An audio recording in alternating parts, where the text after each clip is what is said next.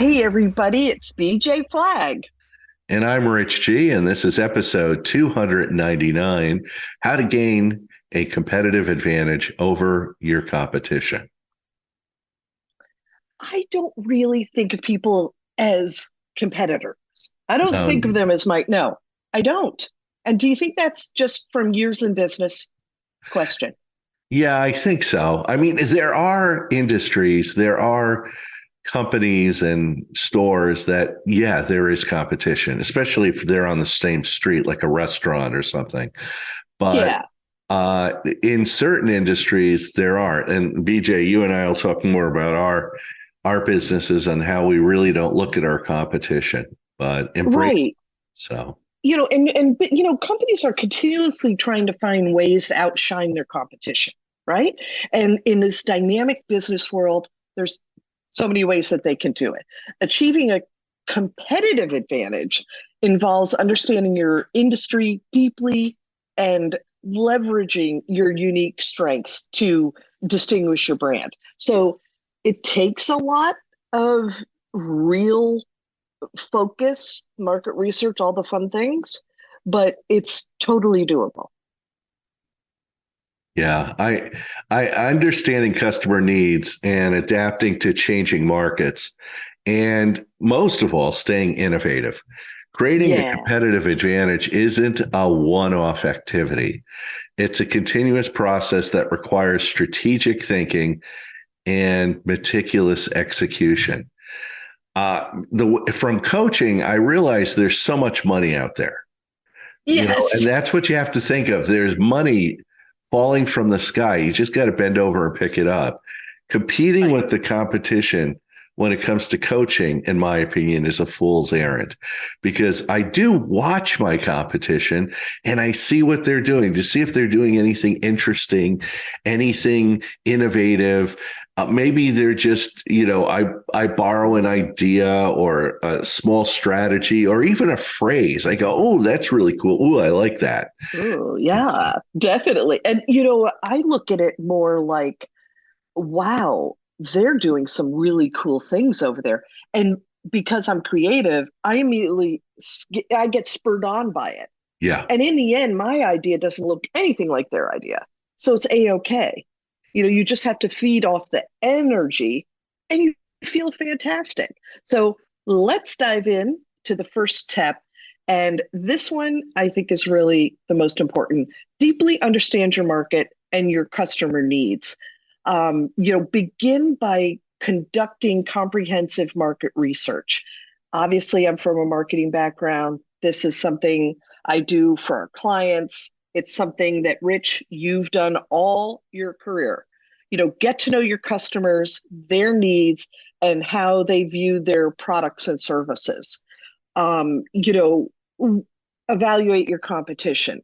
Rich, you talk about this all the time about how to understand their strengths, weaknesses, and how they are meeting their customer needs. Yeah. It's You it's know, it's just keeping an eye out. Again, keep it, you don't have to go crazy. You just have to keep your eye out on what's going on out there. Who are the new movers and shakers? You'll hear about them. You'll hear them through your network. You'll hear about them if you attend networking groups. And what I try to do is better understand what they're trying to do. And as a coach, I try to help them. I'll introduce myself and I go, hey, let's have lunch. Let's talk. And yeah, they're like very negative, very standoffish. They're like, oh, he's trying to steal. I go, no, no, let's see how we can help each other. Who are you looking for? Who can I introduce you to? And they're like, right. I can't believe you're doing that. But getting to know your competition keeps you fresh. It keeps you on target. So Yeah. And also, don't you feel that, like, when you're doing that, yes, you might unsettle them, but remember the podcast we did about being cooperative, like, yes, right? That's the very co-opetition. co-opetition. It's the first step to co-opetition. Yeah. So I'm feeling pretty okay about doing that. Yeah. I still remember I was doing a speech in front of like about 200 people in Stanford. And there was a guy sitting up front, and I always go early and I introduce myself to the people as they, Yeah. and I go, "Hi, how you doing? Are you unemployed?" And he goes, "No, actually, I'm a coach." I went, "Oh, wonderful. Here's my card. Let's talk afterwards. Let's set up." And he was like blown away. And we're still friends to this day because I Yeah. tried to help him because he was in my same lane of coaching, but Hmm. I didn't care. Again, Yeah. there's so much money out there. It's like, unless they're Exactly. stealing customers from you, don't worry about it. Exactly. So, step two, identify your USP, which is your unique selling proposition. You probably heard this. You probably read it in a marketing book somewhere. Yes. Your marketing agency has probably drilled this into your brain, but your USP is what makes your business stand out from the crowd. Your superior product quality, your customer service, your pricing strategy, we've talked about that, or other aspects might set your business apart. Once you've identified what your USP is, ensure it's communicated clearly and consistently in all of your marketing efforts. When you think about it, Rich, this is it. This is the part that keeps you from thinking that um, competition is competition. Yeah. And the better you understand your USP, we have a lot of people who will say, people always tell me that my sweaters are just so comfortable, that they're made out of good things. I don't really know what we should do for our marketing. I'm like, oh my God, it's right there. It's Your right in front of you. sweaters are super comfortable, you Yeah. know, and for some people, it's too close. Like they're almost embarrassed to come up with their unique selling proposition. And I'm like, no, no, it's what differentiates you. And then your entire battle with the competition, say you do an RFP and you're number three, you have to have a USP. You've Yeah. got to have a case study that shows you your incredible difference. Yeah, So I'm all for it. it's interesting how, like, I came up with my USP many years ago, which is high performance coaching. I go, there are two types of workers in business or in Yeah. corporate. There are the just jobbers. These are the people that look at the clock for 5 p.m. every day. They just want to get out of Right. there. Then there are Right. high performers, and that's a Yeah. smaller percentage of people. That's Mhm. my USP. That's who I go after. And what did I Yeah. do? It says Rich G high performance coaching. So I that's my USP is in my tagline. So that's who Yeah. I go after. I don't want to work with just jobbers. And I don't think they want to work with me either. So it would not That's be a right. good And every relationship. company, and I'm not saying anything, but every Yeah. company needs a little bit of both Yeah. because you can't have, chiefs, Indians, you can't have too many of either. And the beauty of it, though, is when, I feel like working with Rich, you have this ability to focus in on the high performance and really make it dynamic. Yeah. I think that's really good. The third step is continuously innovate. Huge. This is something that is so huge for both me and Rich. Innovation is critical to gaining and maintaining a competitive advantage. This is can be through improving your products and service. You can introduce a new technology, streamlining your processes. You can find novel ways to actually deliver superior customer service. Staying ahead of that innovation thread is just ensures your business isn't easily replicated by competitors, right? Right on your heels, Yeah. basically. Yeah. Yeah, I But constantly BJ says a lot, but I do. I'm very active in innovating lots of things about my business, my website, how I communicate, my product line, new things I'm launching.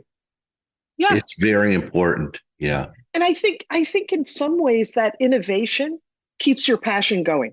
Yes. I feel stale if I don't redo our proposal a little bit. If I don't, work on our agendas. We're known for our agendas. It's one of our USPs. Um, but it's like, if I innovate, we have these daily journal books. Yeah. All the employees have it, even though we're technical, we're all digital. We have these journal books. Everybody's journal book is different.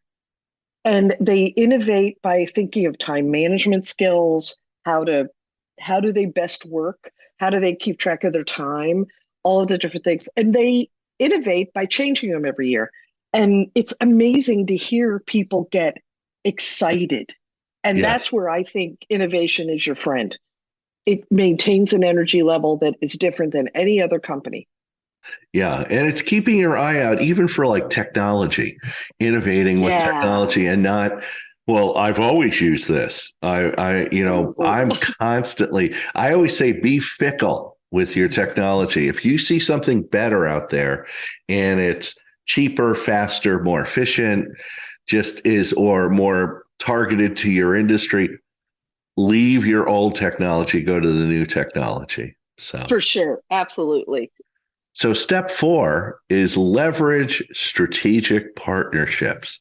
Okay, this isn't all I hate my competition podcast. We want you to Right. have Right. strategic partnerships so they can provide a significant competitive advantage. They can give you access to new markets, enhance product offerings, share resources, and broaden your customer base. So choose partners that complement your business and can help you achieve mutual growth. I still remember I hooked up with a therapist, Margot Oh Meeker, yeah. and she and Yeah. I did tons of workshops. She was a therapist. We were talking to unemployed people. So she spoke about the therapeutic end of being unemployed. And then I talked about the high performance coaching end of finding a job. And people loved us because we had this partnership. And I've done it Yeah. many times. BJ, you've probably done it many times too. Oh my gosh, we have a young guy, not so young anymore, but young guy, and he started doing very small, tiny sites. Just loved to work on the small, tiny sites, and he had a very didn't want to work on them further. A changing site like a grocery or something. You wanted to just work on sites that put them up and forget them. Um, and we developed Set it a and forget partnership. it. Set it and forget it. And he was so phenomenal because he would call me up and say, "These guys are getting out of control. You, I need to pass them to you." And then I would call him up and say, "Hey, these people are just starting out. I think they're suited for you. They're so great. They just need a landing page and a couple things." And I pass it back to him. We have developed this relationship. People on the outside would say we're competitors. We're so not. We call up and share our days and how things are going. He's a great guy. So Yeah. that's a leveraged strategic partnership. I'm covered. I'm Yeah. covered. I can always say to a prospective client, I got somebody for you. I got somebody. You're going to love him. He's so good. Yeah, it's so important. When I first started coaching, I was approached by a company that actually had executive coaching, and they also did workshops and stuff. And Yeah. I started working with them. I still had my own Yeah. practice, but they had me coaching people because they had too much business. And so they were handing off a lot of business to me. And then they asked, could you do workshops for us? I was like, sure. And so I went and did workshops with them and did a lot of things with them. And it was a great relationship for over like 2 or 3 years. We had a Oh great my time. gosh. So, Oh my gosh. And when I see something like that, I say to myself, you were open. You left yourself open to a relationship and it worked. yes. It worked for you guys for quite a long time. And I think that's awesome for sure. Hey, you're going to love this resource book. It's it's a little it's a little business school, but you're going to like it. Competitive Advantage, Creating and Sustaining Superior Performance by Michael Porter. Oh, he is a leading authority in competitive strategy, and his book provides a comprehensive framework for analyzing industries and competitors. Yeah, the Porter's book. If you ever say Porter's book, people's ears prop up. He's great, and this is his book on competitive advantage. It's the Yeah. granddaddy of many strategy books over the last 25 years, and like any granddad, it's full of wisdom. It describes the two primary methods of competitive advantage, which are differentiation and cost leadership. It proceeds to go through and explore the various components of the value chain and allow for the development and execution of his strategies. Yeah. And you know what? Having kind of said that, like the granddaddy's wisdom, the principles are essential and the theory is solid. It translates to modern day with a little effort, which is a lot to say for a book 25 years, right? It's phenomenal. So, hey, that's it for the week. Yeah, you can reach out to me at richg.com, and you can find BJ at newrenew.com. Thanks to our editor and producer, Richard Scalzo, who makes everything happen. And have an unbelievable week, and catch you later.